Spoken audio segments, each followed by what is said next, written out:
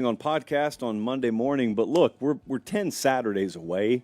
I know that you guys don't recognize the off season, nor do I, because we're real ones. We stay in the trenches year round, but some people in your social circles have checked out. You know them, I know them. We don't need to say their names on air tonight. And all I'm saying is, starting this upcoming Saturday, we are single-digit Saturdays away. So whoever walked away from our sport for the spring, whoever decided to spend family time or live their lives or go on vacation, just make sure they know, as I mute my laptop, make sure they know it's time to check back in.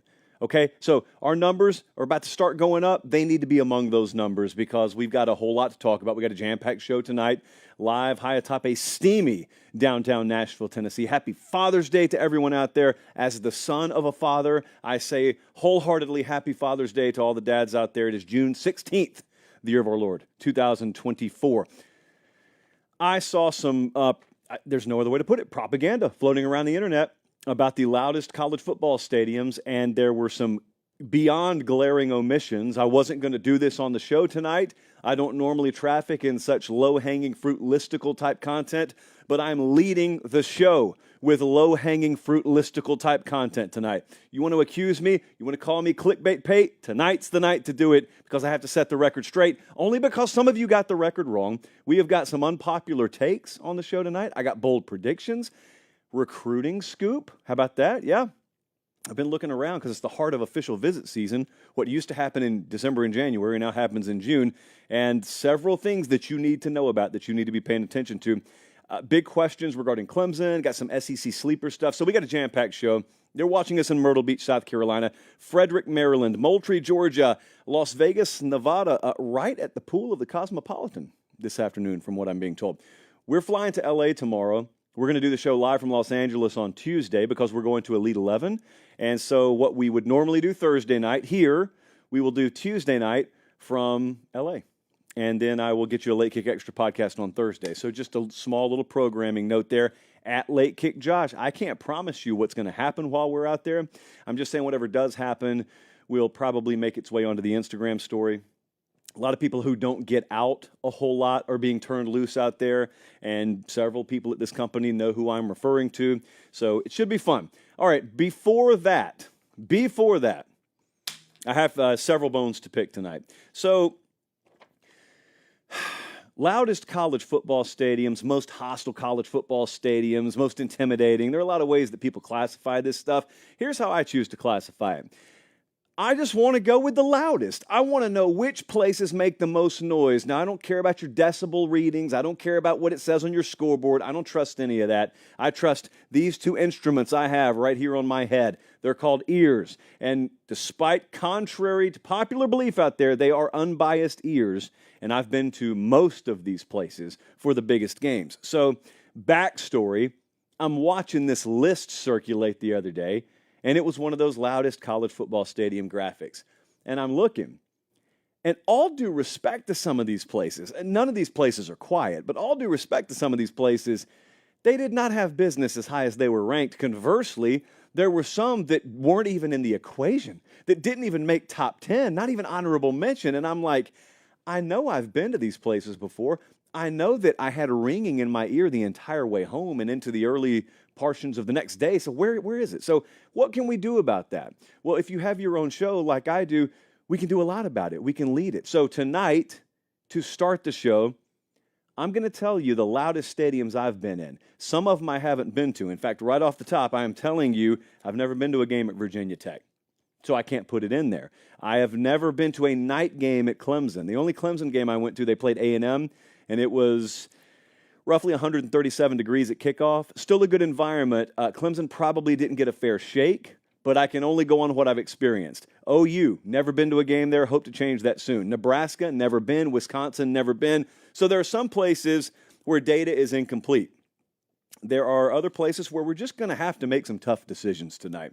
LSU is the best environment I've ever been in. It is the consistently loudest place I've ever been. LSU at night, unlike some things in this sport, LSU at night is everything they say it is and more. Death Valley at night is the apex environment of college football. They're not lying to you when they say that. And they also, as a fan base, as a people, as a purple people down there, they accept the role. So their role is to create the most hostile, intimidating, overwhelming atmosphere imaginable for road teams to go into. If it's an 11 a.m. kickoff, it could be hit or miss. But when the sun goes down and those folks get a night game, oh, it's unbelievable. I've been in there for their biggest games. It's normally like when Bama goes in there. I think I've only been there. I've been there when they play Auburn. I've been there when they play Bama. I'm trying to think. I hadn't been to LSU game in 2 years, which is egregious. But nevertheless, LSU, I've been there for multiple big games, unmatched in college football. Now, some of you heard me 2 years ago when we went to our next place, the number 2 venue on the list, Neyland Stadium at Tennessee. Some of you heard me when I went there for the Alabama game in 2022, and I came right here on this show, and I said, that's the loudest environment I've ever been in. I'm not backtracking on that. The day they beat Alabama in 2022, loudest place I've ever been. The problem is I've been to Neyland a couple of more times, albeit in blowout losses, so it's not their fault necessarily, but the environment did not match what it was in 2022. It can. I was glad 2022 happened because it dispelled this ridiculous misnomer that had started to float throughout the college football ether, and that was, well, Tennessee's time has come and gone. Neyland Stadium, Rocky Top, it was fun in the late 90s, but that place isn't what it once was. The team wasn't what it once was. The fan base didn't go anywhere. The architecture of the venue didn't change. How incredibly loud that place could get hasn't altered in any way. They just needed to be competitive again. And frankly, it was pretty hostile even when they weren't competing for the SEC or in the playoff picture, but now they are. Like they'll be smack dab in the middle of the playoff picture again this year. They've got a reasonably favorable schedule. They got a couple of big games at home. So Neyland Stadium, right there near the top of the list. Penn State, whiteout specifically, is the best spectacle that I've ever experienced in college football. I've been to a couple of Penn State games over the last couple of years. Last year, Michigan goes in there, second half, total snooze fest for obvious reasons, because Michigan put everyone to sleep. And that's the highest compliment I could pay to that day, Sharon Moore's team. What a preview of things to come that game was. But the year prior, I'm up there. I think they played Auburn, wasn't it, Jesse? Yeah, it was an out-of-conference game, and it was the whiteout game. This was once upon a time where, television contracts worked in such a way that Penn State could actually get a marquee game as the whiteout game. It's a big problem in our sport right now, friends, big problem. College football is allowing media companies to pay hundreds of millions to billions of dollars for these media rights deals, and then the television partners don't even understand what builds the value into the product they're purchasing. Let's if we're going to do one thing, let's go buy something and then do everything to screw up what makes it that valuable. I digress. Penn State, specifically the whiteout environment, unbelievable. About as close to a major pro wrestling event as anything that I've experienced, because it's got levels of that, it's got levels of rock concert, it's got levels of football. It's very performative, but in an authentic way. Because the fan base, 107, 108, whatever thousand strong, again, they know they have like an intimate role to play in the environment, and they pull it off. Very, very pridefully, they pull it off. Next up, this was something that was probably the impetus, honestly, for me doing this segment. Paper Pop. You can do your list if you want to, and you can talk about loudest environments, and you don't have to put them number one. But if you don't have Jordan-Hare Stadium at Auburn squarely in your top 5 of loudest college football environments, then you don't really have a list of loudest college football environments. This place is insane. Specifically when Georgia or Alabama are in town, and I don't even need Auburn to be ranked, although it helps when they are. That place is insane, and unlike some of these other places, they've got deafening noise. They also, in a sanitized way, have what they would call Plains Magic, or as it's more loosely translated, just pure voodoo. So there are things that happen for the Auburn Tigers in their home venue that they can't really count on happening on the road. Now, recent history would say that's been turned on its ear. But overall history would say there's some really crazy stuff that happens there. Case in point, the kick six and the prayer at Jordan-Hare. Those are things that, frankly, should never happen for any team in history. Just mathematically, the odds are overwhelming that doesn't happen. It happened for these folks 2 times in 3 weeks. And guess which venue housed both games? So Jordan-Hare Stadium, at its best, just full-throat rivalry Saturday, unbelievable. And yet I've got lists floating around out there where it's not even in the top 10. And I don't want to question your intelligence. We're looking at one of 2 possible things. Either you don't like Auburn or you've never been to a game there. Because if you go, I don't even care if you hate them, honestly. Bama and Georgia folks who have gone to watch their team play on the road there would tell you, begrudgingly, the place is another world to try and go win games in. You don't believe me? Ask folks who have coached in there as a road team. Next up, very, very close here, very neck and neck, Ben Hill Griffin Stadium, the Swamp, down in Gainesville, Florida. Oh, so loud. All concrete. It's 1,000,000 years old. It's hot. It's gross. It's so wonderful. The road accommodations are barely anything at all, which is exactly what a college football stadium should be. The fan base, it's very, very important to note this. The fan base, it has always been rabid. Florida folks have always been like that. But it's important to watch some of these places. If you have sustained success, you'll get baked into your fan base a younger generation that has experienced winning, therefore hasn't known hunger. Bama deals with this right now. Ohio State, I think, deals with this. Florida's gone through downturns long enough now where the entire younger generation has experienced hunger. And what that does to a game day Saturday is there is nothing like a hungry fan base. There is nothing that sounds like a group of people that have not had it in a while. And conversely, you can tell when they have had it.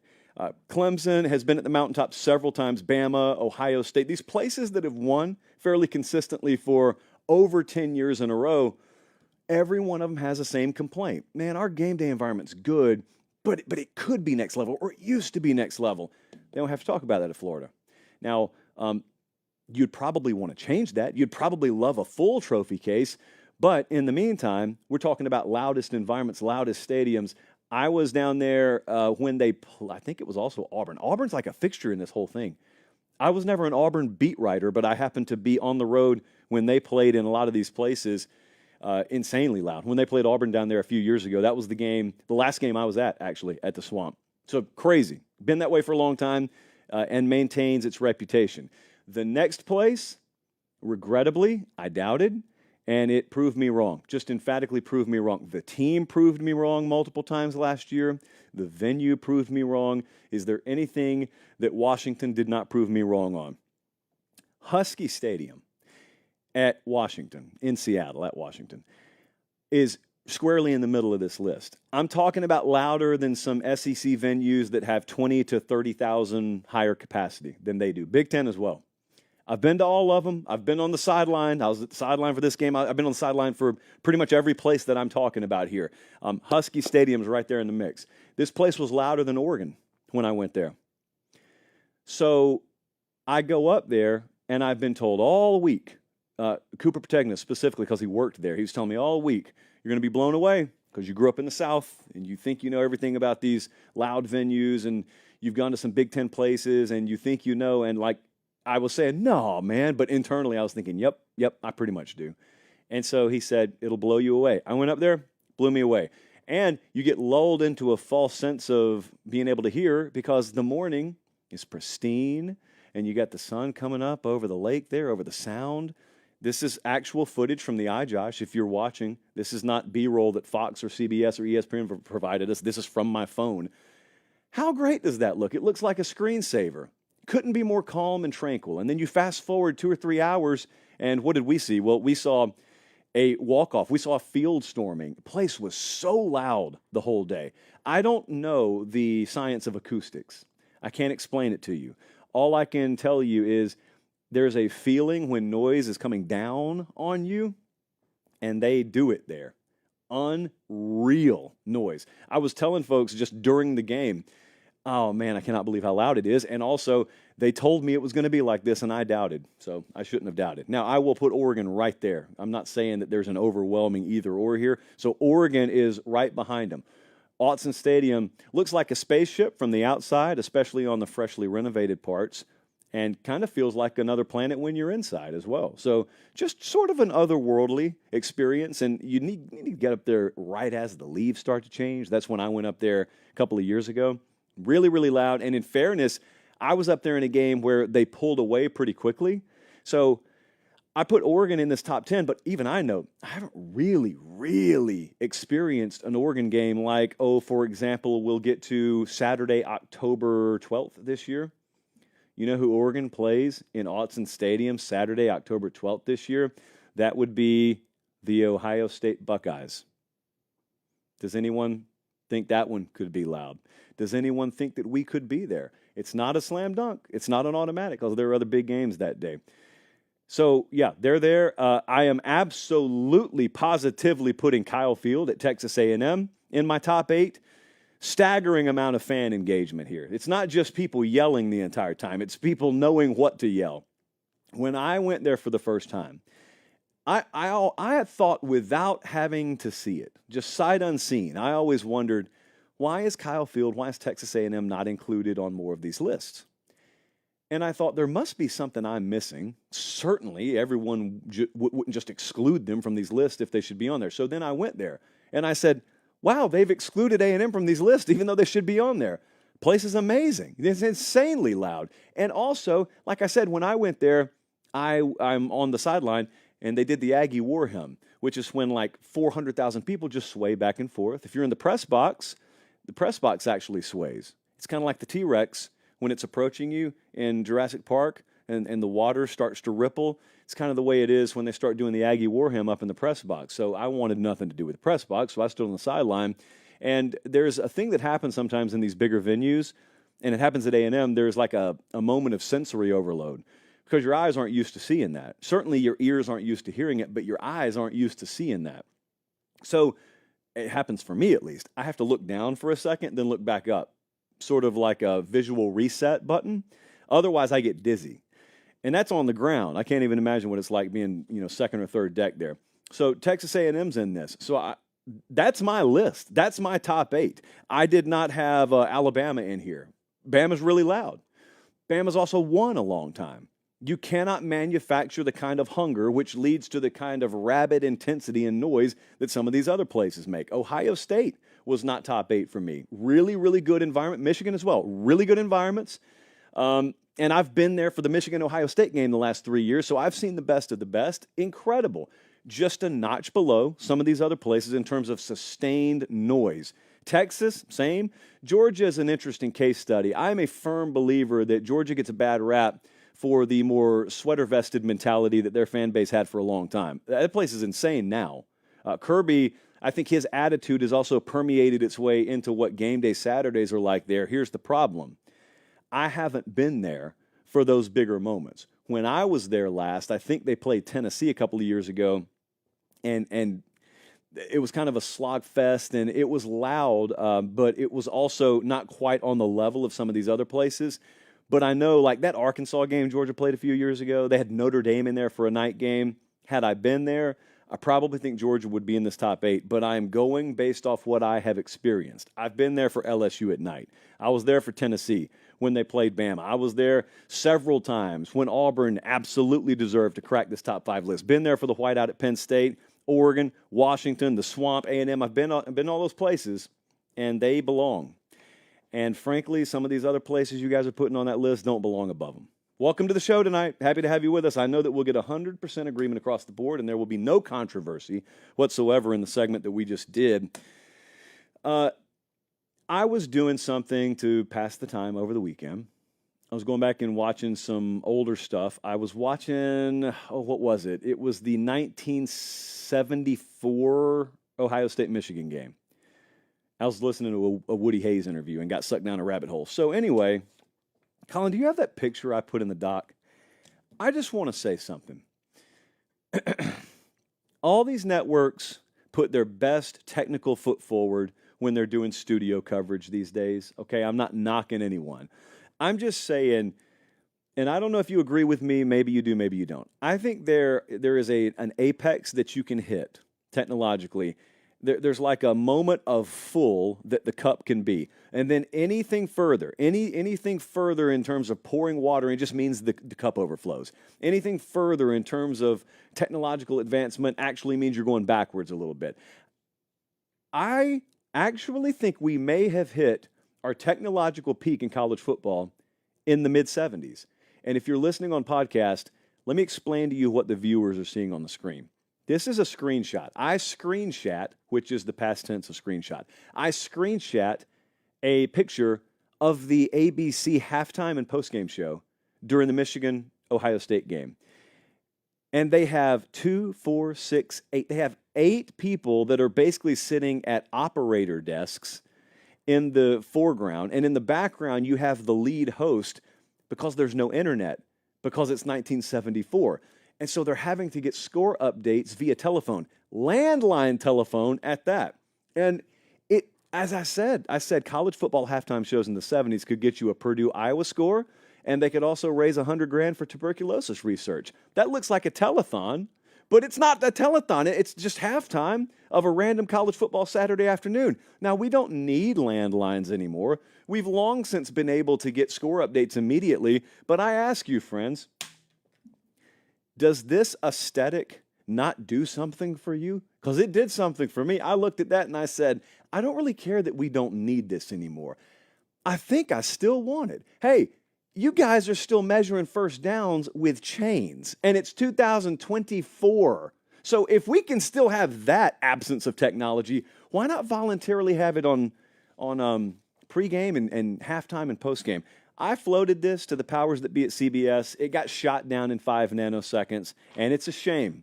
It is an absolute shame because at least for a throwback Saturday, I think it would do numbers.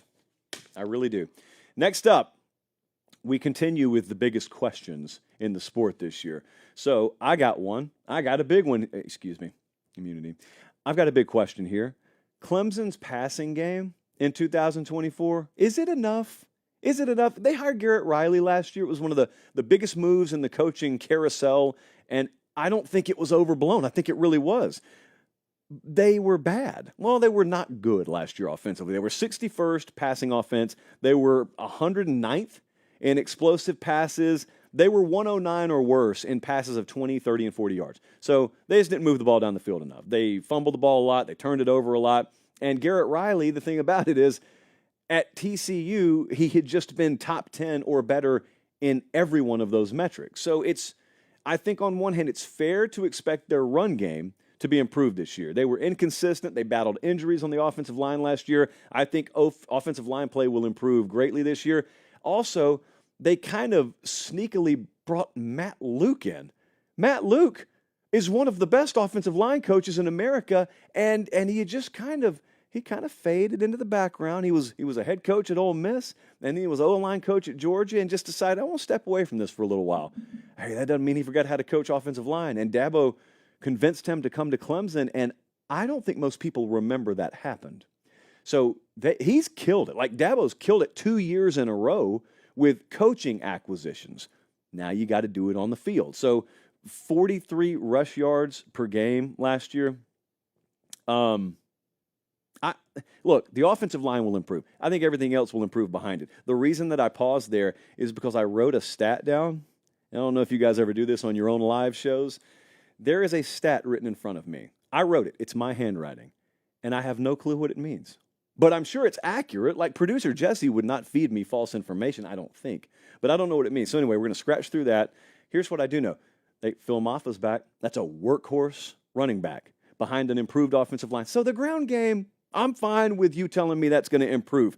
But why did you bring Garrett Riley in? You brought him in for explosivity. You brought him in to push the ball down the field. And some of that falls on him. A lot of it falls on the guy who has the football in his hands every play, and that's Cade Klubnik. And he was under 225 passing yards 7 times last year. It's just not good enough. They turned the ball over a lot. He got sacked 28 times. So it's not all on him. No one person shouldering the blame there.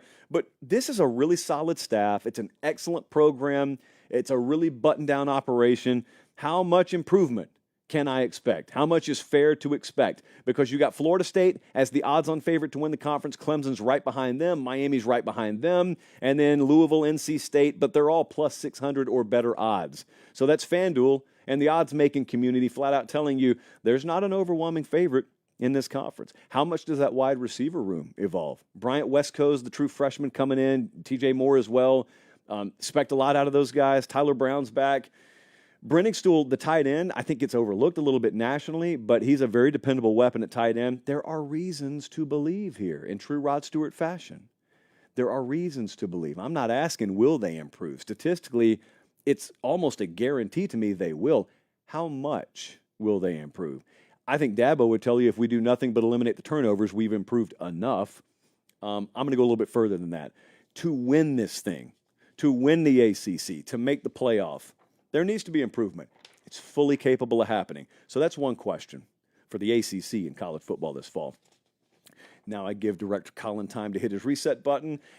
He already did it. No more time to pause here. Next question. Are there legitimate sleeper teams in the SEC?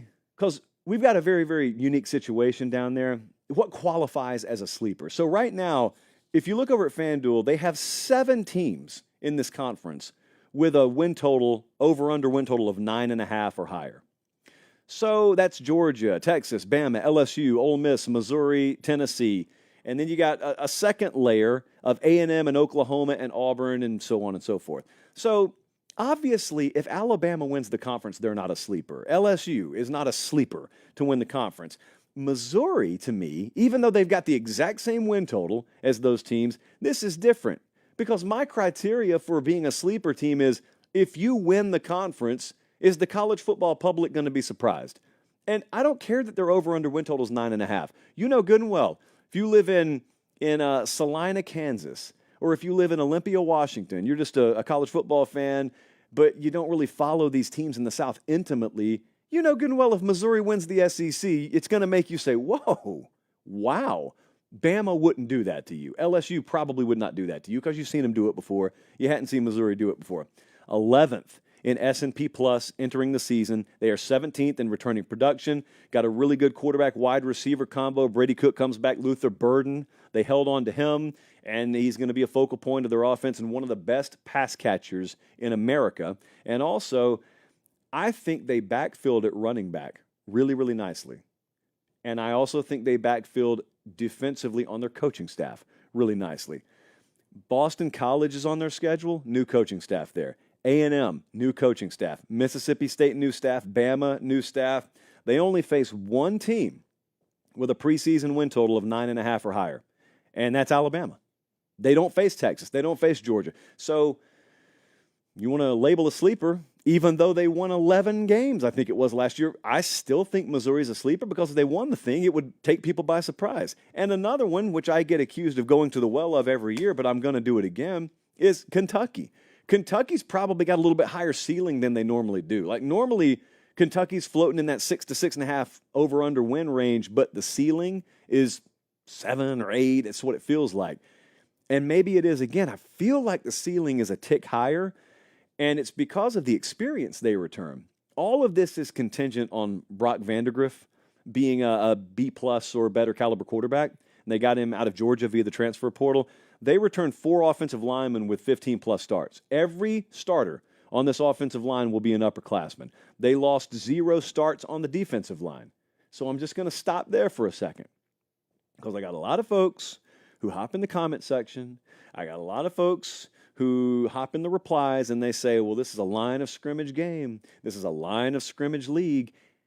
And you're right. And I just quoted both sides of the ball, some very interesting numbers there, some very interesting factoids. And yet that same group will try and dismiss it because it's Kentucky. You don't have to do it just because it's Kentucky. They got a couple of safeties with 20-plus starts. Corner, I think, is a little bigger question for them. But they got back-to-back top 25 portal classes there. And 3 of their last 5 recruiting classes have been in the top 25. If Brock Vandagriff plays above average or better football for them, elsewhere they've got a lot of the questions they would normally have already answered. before we have to deal with injury, and no one predicts injury and no one can forecast that. There is, by the way, in the SEC, before I move on, there's a kind of dream scenario that could also be a nightmare scenario. So I think if you're Greg Sankey or the league office or whatever, your dream scenario would be, all right, let's have all these teams with the over-under win totals of 9.5 or better, all of them play at that level. And then a Texas A&M or an Auburn or an Oklahoma or a Kentucky, couple of those teams pop as well.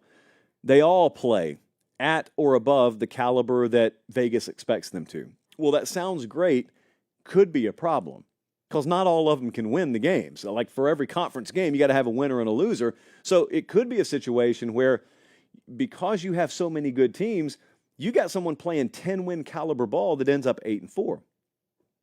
Now, as long as a few teams separate, that's not a problem for you when it comes playoff committee selection time. But what if it totally cannibalizes itself? What if your conference cannibalizes itself and the best you've got is you got a 10-2 or an 11-2 conference champ that emerges, and then they deal their opponent their third loss, and you just got a bunch of 3 and 4 loss just jumbled up mess as your conference standings, and the committee decides to go full on you are what your record says you are mode. I don't think that'll happen, but it's not out of the realm of possibility, because if Georgia's defensive line or Texas's defensive line do not elevate those teams to elite, the rest of that group there probably does not have high-level elite potential this year. The high end for an Alabama or an Ole Miss or an LSU to me is really, really good. That's my feel on those teams. Georgia and Texas probably have top-end elite capability, but if they don't pan out on the defensive line, there's not an elite team, an unbeatable team, in other words, on that list, and you could have total, utter carnage in the SEC, and then you've got the committee with a real dilemma on their hands. How do we interpret 9-3 in the SEC? Certainly, how do you interpret 8-4? You're not putting a 4-loss team in the playoff. They lost a third of their games. They're not going. You are what your record says you are, after all. So we'll deal with that when the time comes, and time probably won't come, but it could. It could. Father's Day came. I told you guys last week, one of my bold predictions was Father's Day was going to happen this Sunday, and here we are, and it came to pass. So that's 1-0 for me on my predictions this year. The model's off to a very good start. And I told you guys to go to Academy. And wouldn't you know it, a lot of you listened to me. I have not gotten a bad review all day, and I've been tagged in several posts from you guys on Twitter and Instagram, a few emails, even though we don't even give out my email address anymore. Somehow it's still out there. So thank you guys for perusing over at Academy or academy.com if you can't get there in person. If you're new here and you wonder what that sound is, well, that's just my hand squeaking on the tabletop. But also, if you wonder why I talk about Academy, well, it's because they have been our longtime partner, and they help us out a lot. They make the show free. We don't have to put this show behind a paywall. I never have to ask you for financial assistance. We don't have to do the super chat thing. God bless the folks who do that. We don't have to because of partners like Academy. And so all I ask in return every show is you guys inevitably, if I know our audience like I think I do, you're going to need the stuff they have at Academy. Now, there are different stores out there that can offer it. There's only one that's in business with us. And so I humbly ask you to make Academy your first choice. Whether it's a grill, whether it's a basketball, whether it's a baseball glove, whether it's a tent, whether it's a fishing rod, just check them out. At least check them out before you make your purchase. And if you can't get there in person, academy.com is your place. We thank them so much. We're going to LA. I'll be out there a few days in the middle of the week. I'm going to go out there tomorrow. And I always struggle with how to talk recruiting on the show. I grew up hardcore following recruiting, and it's very strange what's happened. Colin, don't include any of this in the actual clip you put online. So I thought when I came to work here, I would follow recruiting more hardcore than I ever have. But it actually worked in the inverse. And I still to this day cannot explain why. But I still follow it. But what happened was, as we got closer and further into the NIL era, I trained my mind to not pay a whole lot of attention on the front end because I just thought, well, the moves are going to happen late. And therefore, as long as I tune in late, then I'll know what I need to know. By the way, it's the same thing I fear happening to the sport when you expand the playoff. But I digress. So here's what I feel happening. We've been through a few years of NIL now, both traditional and pay-for-play style. The market has started to calibrate. Okay, so that doesn't mean that that's going anywhere, but what's happened is every staff has gotten their plan in place, both offensive and defensive. And I don't mean recruiting positions. I mean the way they go attack a recruitment, the way they try and hold off other suitors if they've got a kid verbally committed. So no one's new to this game anymore. So slowly but surely, a lot of the factors that used to win in recruiting are bubbling back up to the surface as the key indicators on where recruitment is going, okay? Now, with all that, Colin, here's your endpoint.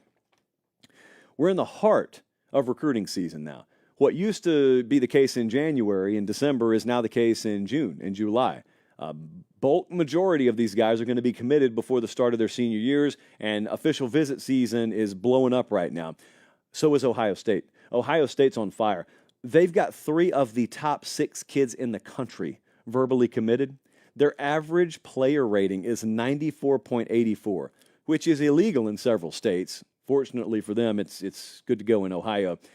Tavion St. Clair, the quarterback they got committed, 6'4", 225. He's way up there. And then they got the number 1 and number 2 corners in the country committed. They've got, Jesse, I think we counted today, 16 commits. 15 of the 16 are blue chip guys, and they're not done. So, again, you've got some casual energy out there that's going to tell you, well, it's make or break this year for Ohio State. If they don't get it done this year, when? The answer would be next year or the year after that or the year after that, because I can count. I don't even need all my fingers to count on one hand how many other programs are recruiting like Ohio State is. And so maybe they'll win the national title this year. I don't care if they lose 2 games this year. The way they recruit will have them right back year after year after year. This is not a window program, and this recruiting reflects that. They continually stock the cupboard where they take their best shot, they're going to put themselves in contention, and if they don't do it this year, then they'll have another shot next year and the year after that. Insane class that is currently being constructed in Columbus, Ohio. Now, I want to talk about what's happening in L.A. because USC right now has the number 7 class in the country. And it's really interesting. I've talked to several of our guys about this because USC's class, from a strategy standpoint, looks exactly how I want it to look. I have longed for Lincoln Riley and USC to be able to go out of the South or to go out of Southern California and into the Southern United States and take big-bodied players. Well, on the surface, it looks good right now. Not only do they have Julian Lewis, who's a 5-star quarterback who's committed out of the state of Georgia, they've got Isaiah Gibson, who is a 6'4", 245-pound edge out of the state of Georgia committed, and Justice Terry out of Manchester, Georgia, 6'5", 275. He's committed. All that's well and good. No one is betting the farm that they stay committed to USC out there right now. It's the million-dollar question. It's, can we hang on to them? Because I can confidently tell you, these are defensive players in the state of Georgia that Kirby Smart and Georgia want. They win those far more often than not. I don't think there's an ounce of desperation or concern at Georgia. I fully believe if you lie detectored those folks, they'd tell you, we're going to land them. We'll get them. And I think there's I don't want to call it nervousness at USC, but there's a hyper-awareness that a verbal commit in this case, it means something, but it doesn't mean nearly what we'd love it to mean. And so they've got the first domino to fall. They've got the verbal commits here. Can they keep them? If they do now, if they're able to keep them, then it is a massive win for Lincoln Riley. They could go undefeated or go 8-4 this year. In recruiting terms, that would be a massive win. They're going to have to bear crawl over broken glass to keep those guys because the in-state school wants them, and the in-state school is not Rhode Island. It happens to be the University of Georgia, and when you can sell the kind of player development, on that side of the ball that Georgia can versus what USC is having to sell, which is a vision of the future. USC is selling this new defensive coaching staff and what they will be. And I got no doubt they will be that. But you're still having to sell a vision. Georgia's just selling results. And they're selling drive to the game instead of fly 3,500 miles to the game. Like all that stuff is always going to be a challenge for USC. The only way to change it is to change it. And the only way to change it is to get better players and then play better on that side of the ball. This whole Notre Dame recruitment with Deuce Knight fascinates me. We're going to, I believe, see him in person this week out in L.A. at Elite 11. This is a high-level quarterback, 4-star right now. It wouldn't shock me if he had a 5th star next to his name down the road. None of this, by the way, is intel I'm getting from the recruiting team. I'm giving you my personal opinion on this, and they don't let me factor into the rankings. But he's 6'5", 205 from Mississippi and committed to Notre Dame. And Ole Miss wants him bad. And I'm fascinated because it seems like Notre Dame, they've got I think, number 3 class in the country right now, or number 2 maybe. They got a top 5 class. Notre Dame is having to play defense for like so many of their verbal commits. You know what that indicates to me? That indicates they got a really good evaluation staff there. They got in on guys early. They offered them early. They got them to commit early. And then everyone else realized, well, some really good players. Notre Dame's got committed there. Let's go after them. So does he remain committed? History tells me no. History tells me a quarterback from Mississippi is going to stay in state. In fact, most elite players from Mississippi are going to stay in state. And if they go somewhere, it's going to be like LSU or Alabama. Is Notre Dame going to hold on to him? Well, best I can tell with Deuce Knight, wired a little bit differently. I think family sees things through a little bit different lens than maybe your typical family would see it through. And I'm saying that to say Notre Dame this year, remember, they brought in Mike Denbrock as the new OC. If they perform well this year offensively, and there's every reason to believe they will, I don't know, man. I still think my money would be on them. However, everyone at Ole Miss thinks they've got a really good shot of flipping him. So long way to go in that recruitment. Look at the state of Alabama. Bama's number 3 in the country right now, still waiting for the drop-off post-Saban recruiting at Alabama. And number 6 is the Auburn Tigers. The state of Alabama, to me, period, bears close watching here. I keep waiting. I was told it would just be like, what are those things called? Tumbleweeds. I was told it would be tumbleweed vibe for Alabama recruiting after Nick Saban left. And I don't know if kids are just not aware that Kalen DeBoer is the new head coach. Like, I don't know if they're unaware. They keep committing. And so the train keeps rolling at Alabama. They got number 3 class in the country right now, 93.21 player average. They're probably on the precipice of landing 1 or 2 more big ones before this next week is over. Staff's been killing it. I mean, hats off to the entire Alabama staff there. But then you hop on 459, then you go down 65, and then you get on 85, and you wind up in Lee County at Auburn, and you say, yeah, so are they, though. And Auburn's loading up on the defensive side of the ball. Their top 6 commits right now are defensive guys, but everyone's focused on Julian Lewis. That's the quarterback out of Georgia. He's committed to USC right now. He took his official visit, I think, to Auburn this weekend. And, the whispers behind the scenes are that visit went very well. Got a few texts today from some people at Auburn. Visit went very well. Very happy with how the visit went with Julian Lewis. So I smile like this because I know it's major league recruiting. That's what you're doing. That's what USC has gotten themselves into, recruiting kids like this from the South. And this is what they're going to have to fight. You got to fight Georgia. You got to fight Auburn. This is what you're going to have to do to hold on to those guys. Auburn could land him or not land him. They got a good class either way, but I think a lot of them internally are sort of counting on either that or finding out where he stands pretty quickly so that they can shift their attention to whoever their next priority at quarterback is going to be. I think you'll see some action on that front one way or another pretty soon. And it needs to be. You can't be going to the 11th hour at the quarterback position. You need to have your ducks in a row there because a lot of people believe, and I agree with this, that a lot of these recruiting classes work downstream of the quarterback. And any quarterback worth his or her salt needs to understand that and needs to get in the boat or firm up your commitment. So either firm up your commitment to USC or jump if you're going to jump somewhere because your coaching staff needs to utilize you being in the fold to sell to other prospects. This, I don't think, should be that difficult. Texas A&M's just lurking, too. Did you notice when Director Colin had the top 10 classes there? Number 8, Texas A&M. Jimbo Fisher was there for a long time. And I know Jimbo Fisher and Texas A&M landed mathematically the highest-rated class of all time a couple of cycles ago, and yet most of it's not there anymore. It was recruited a much different way than Mike Elko recruits. Mike Elko had to operate at Duke. What Mike Elko had to do is he had to make sure everything was completely buttoned down and fully leveraged in terms of scouting and evaluation. And then in time, you'll see the developmental piece. They have that as well. But now what you have, you got a combination of a guy who inherently and intimately understands the scouting and evaluation process because he's had to, but he's also had luxury placed in his lap, the likes of which very few coaches have, and you blend those two, and what you could have is a recruiting monster at Texas A&M. Not the kind that lands impressive classes on paper, the kind that just lands impressive classes. I'd much rather have an Elko class ranked number 4 than what Jimbo brought in a couple of years ago, is what I'm saying. They got 14 commits right now. I think 11 of them are from the state of Texas. They can identify talent as good as anyone. They are organized as well as anyone. There will be no wasted motion or movement or energy out there.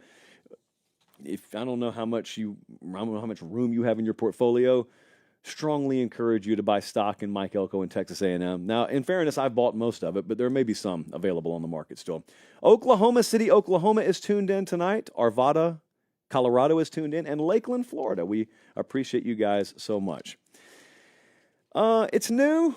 We haven't done this on the show before, but I have a sneaking suspicion that the segment I'm about to tease here could end up being our most popular or maybe even most fun segment that we have. So a couple of weeks ago, I was messing around, didn't have much to do. Hold on, let me take a little sip of water here.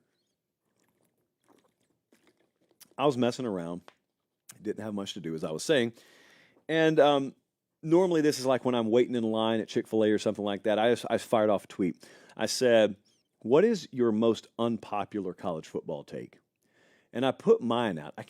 What was it, Jesse? I can't even remember what it was. Oh, I'll tell you what mine was. So mine was, I don't care if broadcast teams have bias. I don't care. Like, I think Herb Street is totally neutral. If anything, I think he intentionally leans away from Ohio State, or has in the past, just to circumvent the lunatics out there who yell Homer no matter what. I wouldn't care if Herb Street was a total Buckeye homer. I wouldn't care if McElroy was a total Bama homer. As long as you gave me an honest broadcast, I wouldn't care. I've never cared about it. People get up in arms about this stuff. They swear Gary Danielson is a homer and hater simultaneously of every team in the SEC, and then they say, yeah, but he really loves Bama. You mean because he spoke highly of the team that's dominated the sport for a decade and a half? How else would you have covered Alabama? But even if all the allegations were true, my point is, I don't care. Just give me a good broadcast. I don't care if you're a homer. So that's my unpopular college football take. One of them. You guys, I still don't think are ready for another one that I talked about having like a year ago. And some of you heard me, and you keep saying, hey, you said you had a really unpopular take. When are you going to share it? I still am not ready to share it.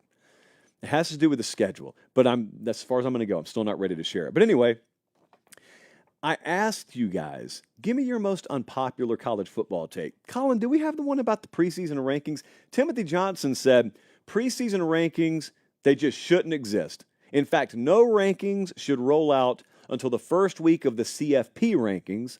Otherwise, the whole nation's perception of teams is automatically biased from existing rankings based on no real games. Okay, so Timothy's saying any rankings out there before games have happened, do away with them. They should be illegal. If we elect Timothy King, he deems them illegal. Well, number one, of course, it's impossible. This is almost something that goes without saying. It's impossible to do away with preseason rankings, even if everyone wanted to. But let's say there is a world where it's possible to somehow snap your fingers or like presidential executive order, and all of a sudden you cannot do preseason college football rankings anymore. Why does it matter what the nation thinks? Has always been my follow-up to this. Because Timothy is not alone in feeling this. I think a lot of you feel this way, mainly the ones of you who get victimized or you think your team is too low in the rankings and they struggle to climb the rankings all year versus the teams that start the season ranked high, and it seems like they've got to lose multiple games to fall out. I get all that, but my question has always been, if the committee is not impacted by that, what does it matter? And the follow-up you give me is, well, the committee is impacted by it. To which my follow-up is, you're mad at the wrong thing. Don't be mad at the preseason poll. Be mad that the committee was dumb enough to fall in line with it. Like, be mad that they didn't have the wherewithal to think independently. The polls are always going to be out there. If you're right and the committee is impacted by and swayed by what the public thinks, get new folks on the committee. Get mad at the committee, which a lot of you then follow up and say, I am mad at the committee. Marriage to preseason rankings is the problem. Having preseason rankings is fine. I'll have a set of my own. I'll have my preseason power ratings, but here's what else I'll do. I will let one half of football in week 1 matter more in my preseason going into regular season ratings than the previous 6 months combined. Sure, I'll load all the unit rankings in there, and we'll put every bit of intel we can in there, and we'll go based on data-based judgment as much as we can, but there's no substitute for football games. That you and I agree on, Timothy. And so once the games start happening, you better be ready to pivot. If you think that way, there's nothing wrong with preseason rankings. However, if you marry yourself to them, which early on in my process I was guilty of, that's your problem. You get so worked up on these takes and you get emotion entered into the equation, and you go through July and August and you argue with your buddies, or you do all these talk radio hits and you have to defend your position. Well, then you get so prideful and you get so dug in that when a team you had ranked number 3 loses in week 1, you drop them to like number 6. And then they sputter in week 2 and they stay at 6. And all the while, if a team you had ranked 22nd did the same thing, you would never bump them up. Rankings are different than ratings. I intentionally do power ratings so I can get away with that sort of thing. But if I ranked teams and I had someone ranked 6th and they underperformed in week 1, I should be willing to drop them into the 20s, because that's how much football games should mean. But the committee should not be impacted by that, because the committee should have predetermined criteria that makes them blind to anything that anyone else thinks. That's always been my take on the whole do away with preseason polls thing. Also, they're fun. I just think they're fun. Next up. Oh, buddy. So if you're listening on podcast, I'm going to try and do you as good a service as I can here. Justin Rod hit me. His most popular or unpopular take, Colin, I'm going to say that again because I want you to cut this for me. Justin Rod hit me. His most unpopular college football take is Ohio State is not the powerhouse the mainstream media has been pushing on the people. And then there's this whole list of things, and honestly, I have no clue what he's saying. So I'll just go down the list. If you're listening on podcast, you close your eyes unless you're driving and visualize this with me. So he says, Ohio State is not the powerhouse the mainstream media builds them up to be. So the mainstream media, the mainstream CFB media, I guess, me included, just pure gaslighting you on Ohio State. The mainstream media has done nothing about Ohio State that Ohio State hasn't deserved. To me, he says like natty or bust. They won one in the past decade. So they literally have won one. He said they can't beat their biggest rival. Wrong. They haven't in the past 3 years. Prior to that, they beat them 15 out of 16 in a row. So on that one, he says they can't beat their biggest rival. I just addressed that. He said they can't win an out-of-conference game. I was in South Bend last year, like literally less than a calendar year ago when they beat Notre Dame. What are we talking about? They can't win a playoff game. They just won one in 2020. They've won 3 playoff games in the college football playoff era. They don't play a schedule with more than 2 ranked teams. They'll play at least 3 ranked teams this year.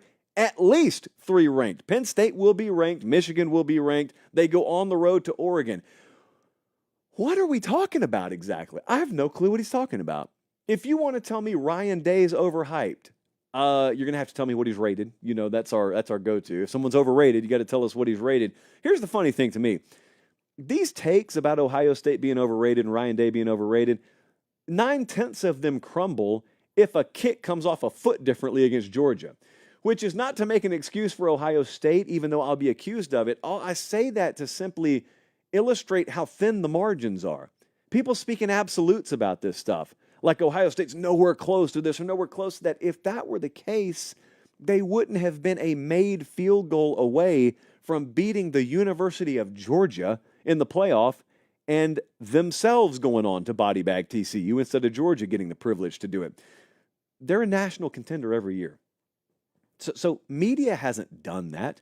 They've done it. They've got 11 double-digit win seasons the last 11 years you could win double-digit games. The COVID year's the only reason they don't have 12 in a row because you couldn't play double-digit games that year. In the 12-team college football playoff era, Ohio State would have been in the playoff all 12 years. Do you understand how consistent they've been? How consistent a performer they've been? In the 12-team playoff era, which is since 2014, Ohio State would have been in all 12 years. Bama and Ohio State can say these sorts of things, and then you burn the list. That's the end. They've done the kind of things consistently that only Alabama has done in that time frame. Not even Georgia's done it for that long in that time frame. So did the mainstream media tell me that? Or did I just have the sense to go look it up? Or did I just have enough age on me to where I lived through it? You don't have to be that old. It's only been the last decade or so. Oh, by the way, slightly related note, Ohio State's the odds-on favorite to win the Big Ten this year.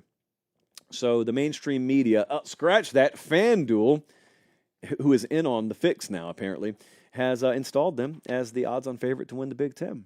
And if you don't believe they'll win it, then you can go bet against them. If you don't believe they'll make the playoff, you can go bet against them. If you want to show the mainstream media a thing or two, then do it with your wallet.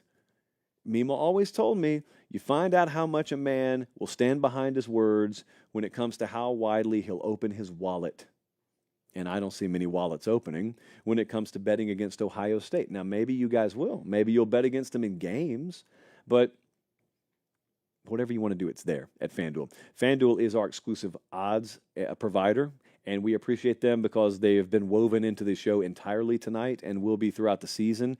You can go there. If you're just casually interested in some of these numbers I give out and you don't have any interest in betting, that's fine. They welcome that too. I mean, you can go over there right now. Some of you live in states where it's not even legal, so all you can do is look. But even if you live where it's as legal as can be and you just don't feel like participating monetarily, just go observe. Just be a looky-loo. Unlike some places, they welcome loiterers. You can openly loiter on the FanDuel website. You just hang out there on the app if you want to indefinitely. Bold predictions. That's how we're going to wrap the show up tonight. Bold predictions is like way later in the show than usual. But that's because we've had a jam-packed show. And if you're just happening to stroll by or listen and you really haven't, and you wonder, what is this show? Well, we do it all year. We don't take an off season. We don't talk about any other sport. We try and attack the sport from a different angle as opposed to what you see on traditional media, mainstream media, even some would say. And all we ask is that you subscribe on YouTube or on podcast. That's all we ask. And we'll keep the show free and we'll do it on our terms. And by on our terms, I mean the entire family here at Pate State. We'll do it on our terms. So we try and make it your college football show. Anyway, I got bold predictions in my hand here. These are the things that you claim you believe in enough to bet your own money on. First one comes to us, I think, by way of Knoxville, Tennessee. Oh, it's our buddy Orange Kool-Aid. He says Tennessee makes the playoff and Nico Iamaleava is invited to New York City. Nico is the quarterback at Tennessee this year. I can go ahead and give you the FanDuel numbers. Tennessee is plus 172 to make it. They are minus 215 to miss the playoff, which means you'd have to bet a little bit more if you think they're going to miss it than if you think they're going to make it. But not by much. I mean, they got an over-under win total of 9.5. Fairly decent shot at making the college football playoff this year. They got the 12th best odds. Of course, we don't take the top 12 teams because we had to work in the precious auto bid format. They have a reasonably favorable schedule. I'm not saying it's easy. I'm saying by SEC standards, it's reasonably favorable. You know that I have that game at Oklahoma circled in week 4, possibly to go to, but also just because I think it's going to be one of the hidden big deal games in the first month of the season. Nico has the 5th best Heisman odds in the country. Now, of course, you're asking two things to happen here. They got to make the playoff. Nico's got to be a Heisman finalist. Of course, if they make the playoff, it's likely he has been the reason. So there's a little correlation here. It's not like you're picking two blind things to parlay. I'm going to make this an 8.5. It's not crazy to me. Because I think Nico's going to have a really good year. I think Tennessee's going to have a really good year. So I could easily see both of these things happening. 8.5. Not all that bold to me. Next up, incredibly bold. I almost went 10 on this one. Brett said 3 Florida schools will make the college football playoff. Well, Brett, that's a 9.75 from me here. So if you hit on this when you're getting a chalice of supremacy, Florida State plus 160 to make the playoff, Miami plus 210 to make the playoff. There aren't even numbers available to make the playoff on Florida, UCF, or USF. Florida's got the 13th best odds to win the SEC. UCF's got the 8th best odds in the Big 12. USF, pay attention there. They got the 3rd best odds in the AAC. I think it's obvious if this prediction comes true, Florida State and Miami have to be 2 of the teams. I'm pretty sure that's got to be the case. So you got Florida State and Miami both in the playoff. You still need one more. And it's probably got to come from UCF or USF, and it's probably got to come from an auto bid. So think about UCF. If they go 9-3, let's say, but they're in the Big 12 championship game and they win that thing, boom, they're in. USF, same thing. They go 9-3 because they got some big out-of-conference games, so they're not going undefeated or anything like that. But if they're undefeated in conference play or they're good enough in conference play to sneak in and they win it, they're the highest-ranked G5 team, boom, they're in the playoff. It doesn't matter if they're ranked 17th in the country. If they fit those parameters, whether we like it or not, they're in the playoff. This is a 9.75. This is really tough to pull off. Next up, speaking of the Big 12, William from Atlanta said TCU wins the Big 12, makes the playoff, and wins at least one game. Well, that's a 9.75. You guys can't help yourselves, can you? You got to go a little bit further. TCU making the playoffs is going to be difficult but obtainable. They got the 9th best odds in the Big 12, which sounds like a long shot until you realize, oh, it's the Big 12, so who cares? They've been long shots before and literally went to a national title game. They are top 40 in returning production. They play only 2 teams in the preseason top 25 odds to win the whole thing. So it's not the biggest murderer's row schedule you've ever seen. If they win the Big 12, that's part 1 of this prediction. If they win the Big 12, they will have a bye in the playoff, which sounds good. But the other prediction was they have to win a playoff game. Well, ironically, it makes it more difficult for them because if they didn't have a first-round bye, there's a chance they could draw a softer team. If they have a first-round bye, they're guaranteed to play a team that just won a round 1 game, which means you got no break. Not that there are breaks in the playoff. They're going to be an underdog probably in that spot. I think this is 9.75. Even for Sonny Dykes and company, this is extremely tough. Not unobtainable, but tough. And lastly, I had to think about this one for a second. So last year, Michigan and Washington faced off in the national title game. They were both undefeated. Caleb from Lewistown, PA said there will be no undefeated conference champs in the P4. He said at least one of them will be 2 losses. I'm just focusing on the first part. No undefeated conference champs in the P4. It's way harder to be undefeated now. Like, this is an 8. This is not overly bold to me. The SEC could be a grinder of a conference schedule this year.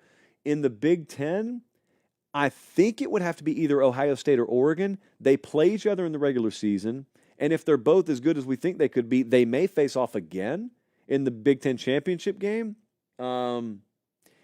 ACC, like, is there an elite team there? Is there someone that's going to run the table?